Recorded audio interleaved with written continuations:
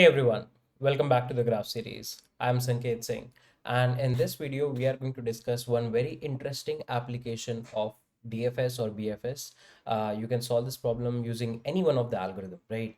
So we will be solving it using DFS. So you can, for this video, at least consider that it's going to be a good application around DFS. So we have already discussed about what is DFS, what is BFS. It's really very important that we solve different variety of problems so that we can get an idea of where all these algorithms can be implemented. Because to be very honest, a wide variety of problems are solved in graph theory using DFS and BFS only. So we'll be solving some consecutive set of problems to get a hang of DFS, BFS, and connected components as well. So in this video, we are going to solve the problem clone graph. So this problem is problem number 133 coming from LeetCode. It's marked medium. You can consider it as easy medium problem, right? If you want to see where all it has been asked, so these are the set of companies this question has been asked previously, right? Cool. So let's just see what the problem has to say. Given a reference of a node in a connected undirected graph. So the first thing that is given to us is that it's an undirected graph and it's a connected graph. So there will be only one connected component, right? There will be one component. So overall it will be an undirected graph. You have to return a deep copy, and they refer it to as a clone of the graph, right? We'll learn about what's a deep copy, right? Each node in the graph contains a value int and a list node of its neighbors, right? So this graph has a node, and this is the property of the node. Like, this is how the node has been represented, that it is going to have a value which is going to be of integer type, and the neighbors are going to be represented as list.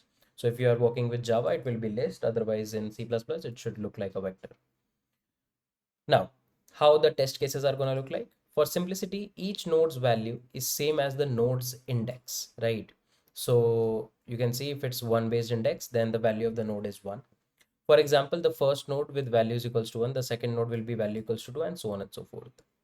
The graph is represented in the test case using adjacency list, right? So you know already about the different representation of graphs. We have already discussed about different representations of graphs, and this graph is going to be represented as an adjacency list.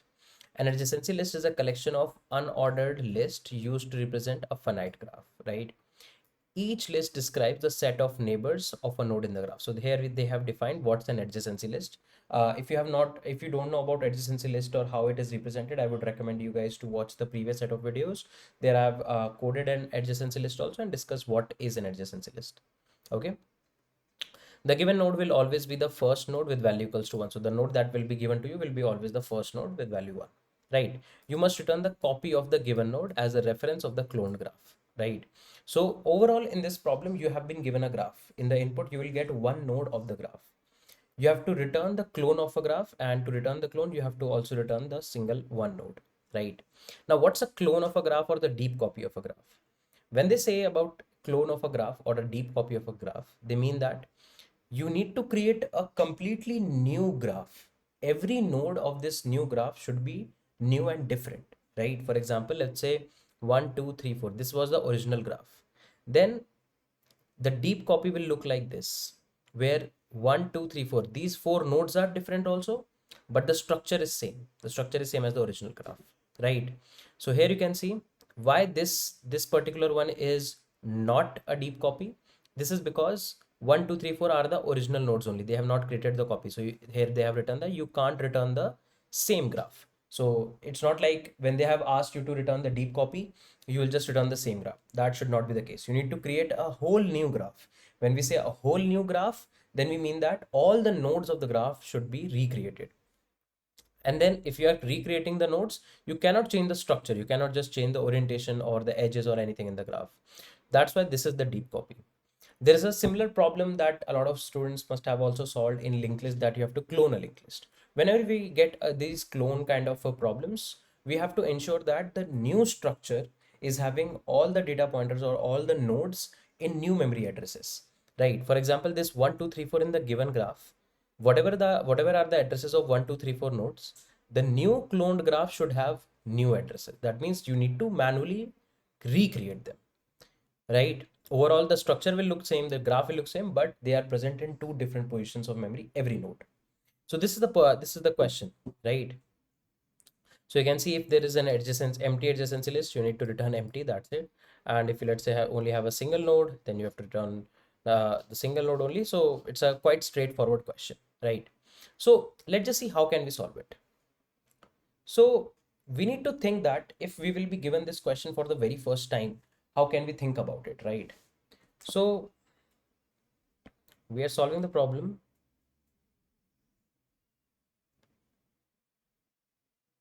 Clone a graph. Okay. Now, if you want to clone a graph and we are just given one single node, what is the data given to us? We are given one single node, right? We are given one single node. Now, what can we do here? If we are just given one single node and we want to create a clone of a graph, one thing should be very straightforward, and this observation should really directly come to your mind, that in order to create clone of a graph, we need to at least read the graph once. So let me write about it. To create the clone,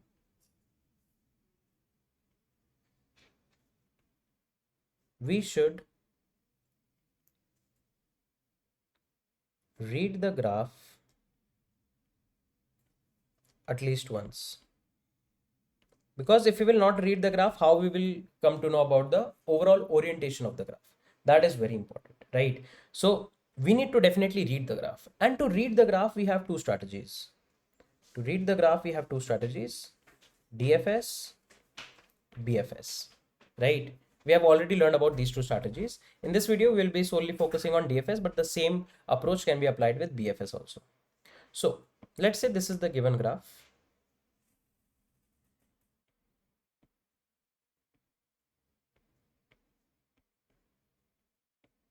Okay, let's say this is the given graph, and let me mark the nodes.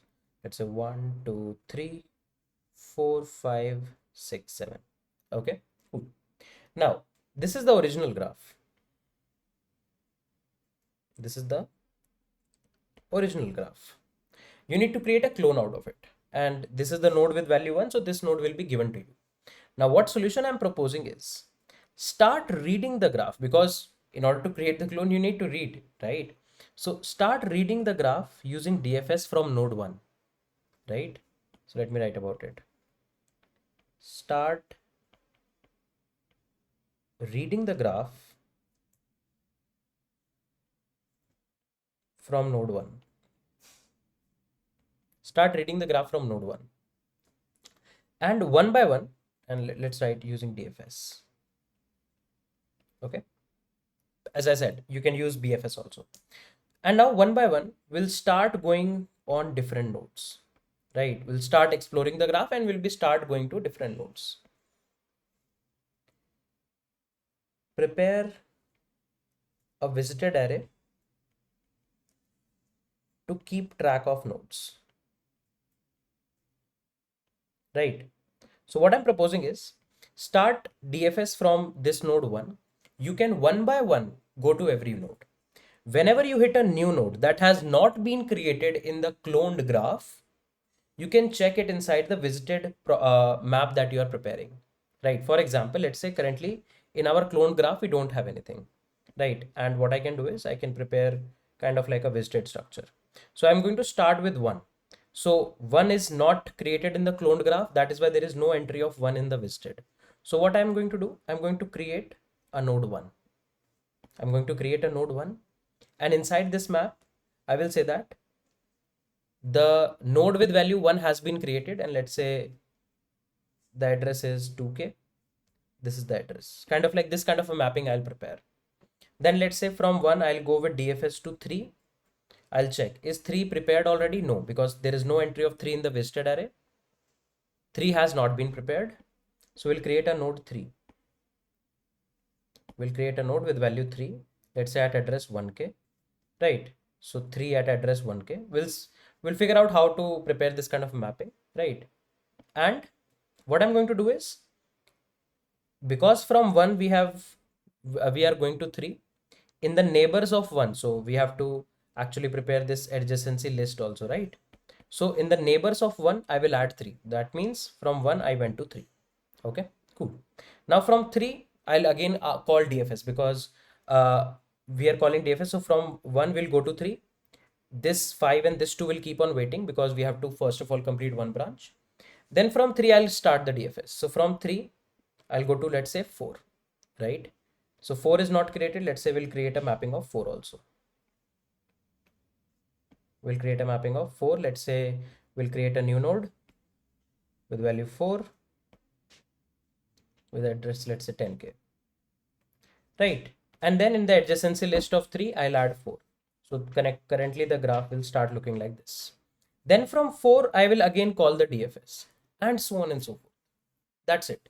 We will keep on reading the graph. When we are going to read the graph, we will check if the node has been already made or not. If the node is not already made, we will create the node, right? And let's say from 4, we'll go to 5. We'll create 5, an entry of 5, right? We'll create an entry of 5. Let's say at 5K, right? We'll connect them. And now from 5, there is a neighbor 6 and there is a neighbor 1 also. Let's say we'll call for neighbor 1. We'll call for neighbor 1. 1 is already present in the visited array. So we don't need to create a new node for 1.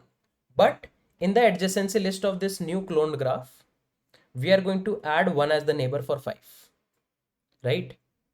Similarly, when the whole DFS will come back to 1, 1 will also call to 2, 1 will call to 5 also.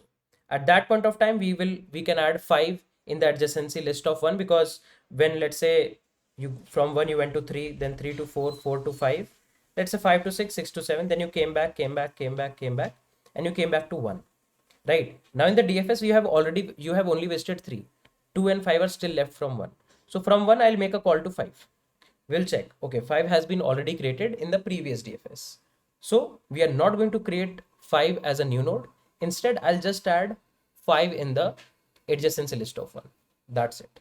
So all you have to do is maintain an adjacency list for new cloned graph, right? Start visiting the graph using either DFS or BFS. Whenever you hit a new node, check whether that node has been already created or not.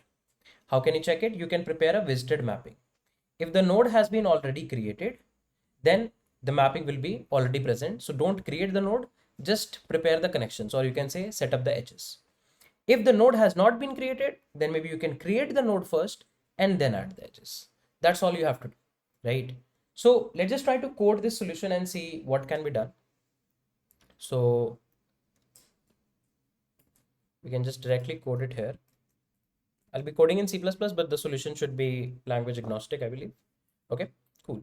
So this is the problem, clone graph. You can see we are just getting the object reference to node, right?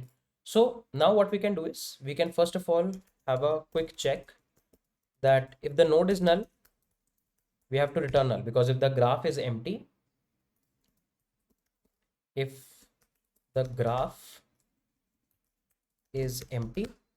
then return null, right? Okay. Otherwise, I'm going to create a node of the deep copy, or I would say clone, with a new node, and the value should be node val. I'm using arrows because this is a pointer, right? Okay, so we have actually created our first node here. Now, what I can do is I can prepare an array also. So let's say I can prepare a vector of node pointers. Let's say register, node register, right? Whenever we will create a new node, we will make an entry, right? So here I'm preparing an array because we are going to have the values from, if you will see the constraints, we are just going to have values from 1 to 100, 0 to 100, right? So we can just prepare a 200 or 300 length array. That should help us. You can also prepare a hash map for this so that the key can be the node data and the value can be the node object. But the arrays will perform a bit faster because no hashing process has to be done, right? So I'm preparing an array here. And now what I'll do is I'll say node register dot resize. Let's resize it to, let's say, 200 and initialize by all null. And then what we are going to do is we'll say node register of clone val is equals to clone. So technically this first object is always of value 1. So on the first index, I am storing this object. So the first object has been, or the first node has been successfully stored. Now I'll write a function DFS where I'll pass my node also, and I'll pass my clone object also. And at last I'll return clone because this is the expected output format. Now we need to write a function DFS. We are expecting a node pointer of the original, and we are expecting the node pointer of the clone. Okay, cool. And we have to just do simple basic DFS. That's it. So how do we do DFS? Whenever we are at a node, we try to visit each neighbor. Whenever we reach one neighbor, other neighbors are going to wait because we are going to start a recursive call from there. So we can say for auto neighbor in node of neighbors, right? So you can see there is a vector property neighbors, right? If you are using Java, it should be a list. So node of neighbors, and I'm going to go to each neighbor, right? And we'll check if not node register of neighbor arrow val. What does this mean? If the node has, if the neighbor we are visiting was never created and is getting visited for the first time. If it is getting visited for the first time, we need to create it. So we'll say node new node is equals to new node neighbor arrow val. So this node has been created. Let's register it inside the node register. So this node register is kind of like acting as our visited, right? So we'll say new node of val is equals to new node. So we have technically added it in the register. So now we have a node setup also. Now what we should do is we should add the edges, right? So what we can say is clone of neighbors dot pushback. It's a vector pushback, and we can have our new node, right? So this was the clone or the parent that we passed, and inside that parent we are going to add new node as a neighbor. Once we have added it as a neighbor, we'll call DFS. This neighbor variable is from the original graph and new node is from the cloned graph. This is something that we have to make sure. This neighbor is from the original graph because we are iterating on the vector of the original node, and this new node is getting added in the vector of the clone. So that's why we'll pass it as the second object. Else, if the node has been already visited, if the node is node, let's say cloned node is already created, just set up the edges. We'll just set up the edges. How can we set up the edges? We'll say copy of neighbors dot pushback, right? How can we know that if the node is already created and what is the node? We can get it from node register, right? So we'll say node register, and the value we can get is neighbor arrow val, because with the same value we would have we will be having our node as well. And that's it. If you will look at this code, it's a simple DFS, right? We are just iterating over the neighbors. If the neighbor is not already visited, we are going to visit it and we are going to call DFS. If it is already visited, we are not going to call DFS from here. We'll just add the edge, and that's it. Let's just try to run it. This should be clone.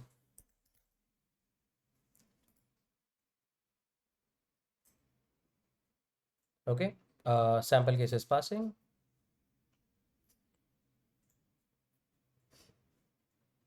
And you can see the solution has been submitted, right? So it was kind of like a fairly simple question. If you will talk about, let's just quickly copy the code from here. And